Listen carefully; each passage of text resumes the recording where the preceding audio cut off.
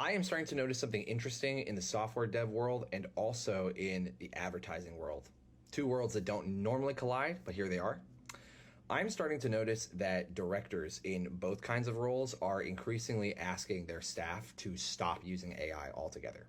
And the reasons are always really interesting, but I think it really comes down to one big thing, which is that in both cases, heads of software development teams and creative directors want there to be a sense of ownership over what the fuck is coming out of their team.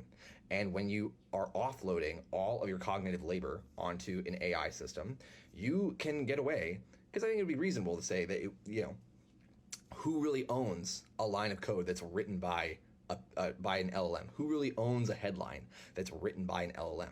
Now, some teams, of course, have taken the stance of like, oh, it's the person who reviews it, but that still doesn't really get at the core problem, which is that if you are building an entirely AI native team to make software, maintain it, or make ads, and then build on the success of campaigns, no matter who it is that is involved in that process, whether it's the head of the department or if it's your senior copywriter or your senior software dev, all the way down to your juniors, there is a skill atrophy that is taking place because you are not doing anything other than just hoping that whatever is being spit out by the LLM approximates a good product enough that any kind of editing you have to do is kind of piecemeal anyway, which is not the same thing as developing a skill of writing code and actually making it deployable, or writing headlines that are themselves harmonious with an entire campaign brief at different stages of awareness, right? Like, it is a deep form of knowledge, like of white collar work. Like you have to know how to fucking think through these problems.